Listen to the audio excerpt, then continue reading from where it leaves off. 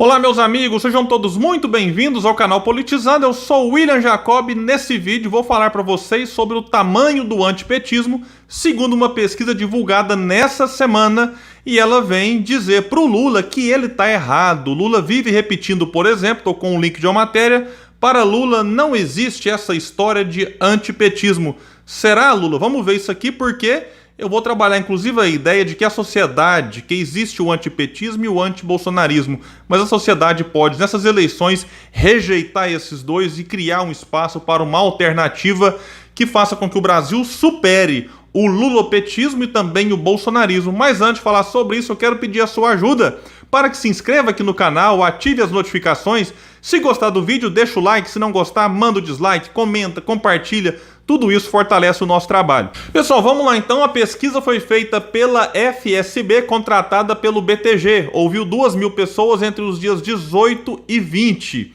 E ela vai trazer aqui o seguinte: 16% dos entrevistados dizem gostar do PT. 28% rejeitam, quase o dobro. Metade diz não rejeitar nenhum partido. 76% não tem preferência por partido. Depois do PT, os mais rejeitados são PSOL, 7%.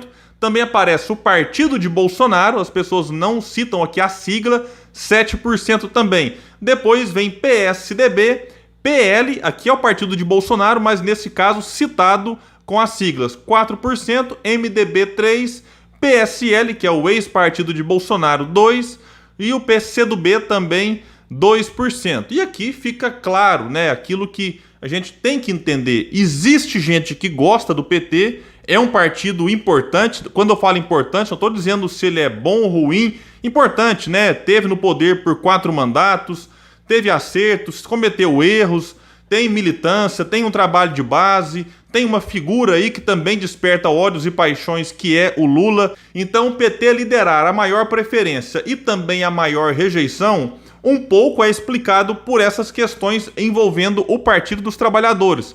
Agora, fica claro aquilo que muita gente vê na realidade, que o PT é mais odiado do que amado. Talvez alguém que mora no Nordeste ou faz parte de uma bolha lulista vai chegar aqui e falar: mentira, aqui no meu grupo todo mundo gosta do PT. A gente não pode achar que a nossa bolha, nem para um lado nem para outro, significa o todo. Então essa pesquisa vem mostrar: 28% rejeitam o PT, 16% gostam do partido. Quer dizer que esse 16% aqui é o eleitor fiel do Lula? Não. Porque o Lula é maior do que o próprio partido que ele criou, junto com outras pessoas. Isso é um fato, da mesma forma que Bolsonaro é maior do que o partido que ele está agora, como era do que o PSL que o abrigou ali naquelas eleições. Foi um partido de aluguel. Depois Bolsonaro sai logo em seguida, o Bivar, que era presidente, ficou ausente para o Bebiano assumir. Logo que o Bolsonaro foi eleito, o Bebiano saiu e o Bivar reassumiu. Então foi um partido de aluguel e Bolsonaro, então, é maior do que o partido que está. Agora, as pesquisas, falando aqui um pouco do cenário eleitoral para esse ano, elas têm demonstrado Lula em torno aí de 40% nas intenções de voto. Às vezes um pouco menos, às vezes um pouco mais. Quer dizer que todos esses 40% adoram Lula? Não. Então, da mesma forma que eu reconheço que o Lula é maior do que os 16%, né, que apontam aqui de eleitores que preferem o PT, é importante reconhecer também que o Lula não é adorado por esse percentual que ele aparece nas pesquisas hoje. Isso é uma coisa óbvia. Eu sou muito atento a números. Eu me recordo que em maio de 2021, portanto 2 meses depois do Lula ter devolvido seus direitos políticos, ele aparecia nas pesquisas na casa de 29%, 30% dos votos.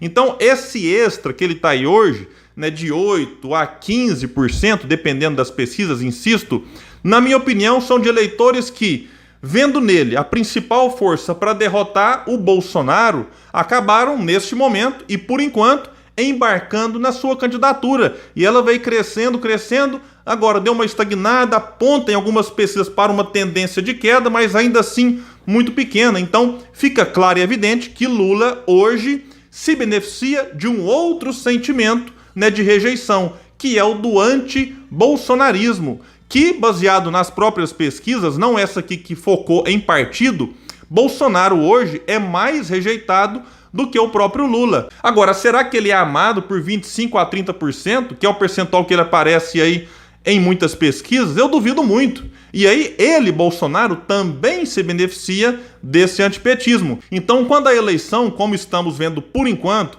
é movida pelo ódio, estes dois que lideram acabam se beneficiando, né, da existência do outro. Se você tira um, o outro tem uma tendência de, a médio e longo prazo, morrer politicamente falando. Por isso, Lula não se moveu como deveria pelo impeachment de Bolsonaro. Aposta no quanto pior, melhor, para que o anti-bolsonarismo lhe favoreça. É só você observar o discurso de muitos. É necessário uma união para derrotar o fascismo, união para derrotar Bolsonaro, temos que nos unir para derrotar bolsonarismo. Se você tira Bolsonaro, esse argumento, que hoje é o principal de muitos, para defender voto no Lula, cai por terra. Agora, tudo isso, né, esse cálculo eleitoral feito pelo Lula, será contado na campanha. Por quem? Por todos aqueles que queiram ir para o segundo turno, no lugar de Lula ou de Bolsonaro. E aqui tem um ponto importante, porque muita gente vai dizer assim, ai, mas o Ciro não pode criticar o PT. Aí eu pergunto, por que que não pode? Né, para receber o apoio do PT algum dia na vida? Já está provado mais do que tudo que o PT não apoia ninguém. É sempre o PT, PT e pronto. Né? Se tinha alguma dúvida, depois do que fizeram em 2018, não dá para ter mais. Ah, mas se criticar o PT, a direita se fortalece. É um outro argumento utilizado.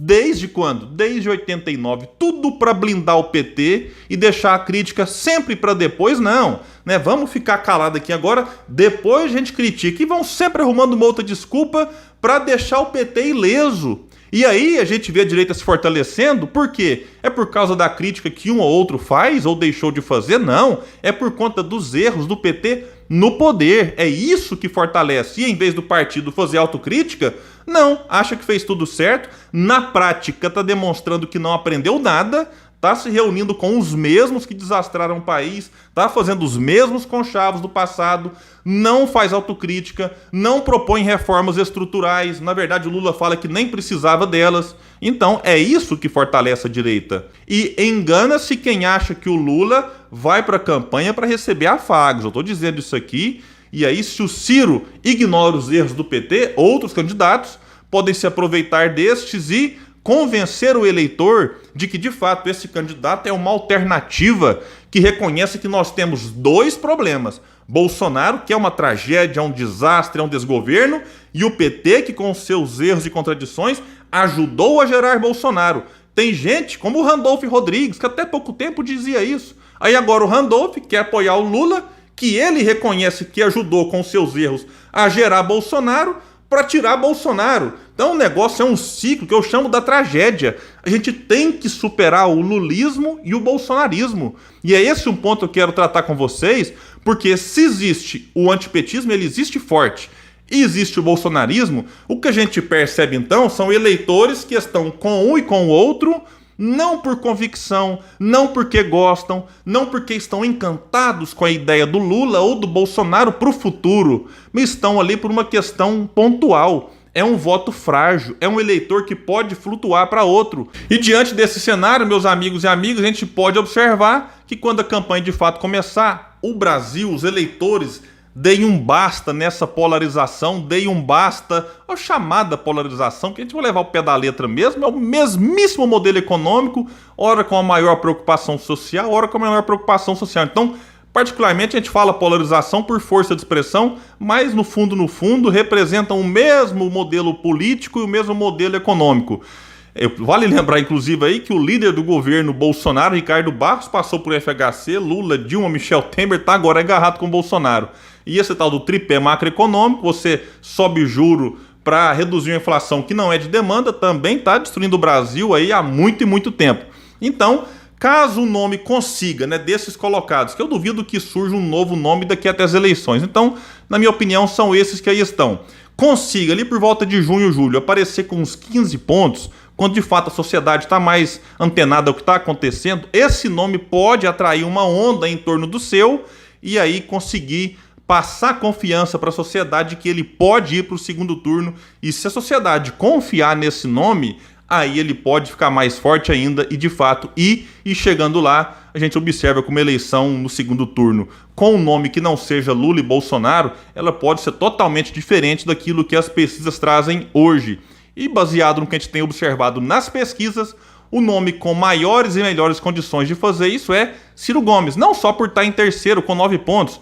A gente pode ver pesquisas saindo todo dia, hora com 7, 8, 9, mas o Ciro tem mantido agora em terceiro.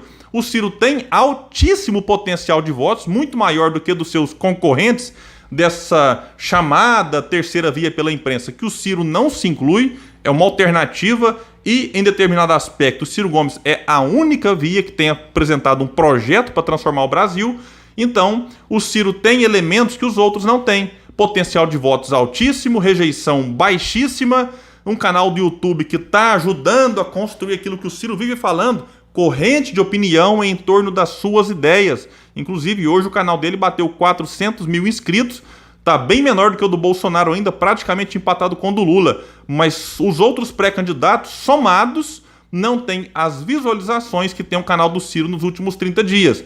Isso demonstra que o público está prestando atenção no que o Ciro está falando. O Bolsonaro, por exemplo, que tem um canal em termos de inscritos muito maior, criado há mais tempo, tem menos da metade das visualizações do canal do Ciro nos últimos 30 dias. Então, o Ciro tem se movimentado entre erros e acertos que acontecem, inclusive é bom que os erros aconteçam nesse período da campanha. Ele tem se movimentado e resistido. E em alguns momentos é importante resistir. Se o Moro, por exemplo, tivesse resistido com seus 12, 13 que ele teve em novembro, com certeza a situação dele hoje seria bem melhor. Mas ele começou a cair, não parou mais e não sei se ele terá condições de reagir depois da queda, como o próprio Ciro já reagiu depois de cair quando o Lula entrou e depois de cair quando o Sérgio Moro entrou. Meus amigos, então é isso. Eu fico por aqui e até o próximo vídeo no canal Politizando.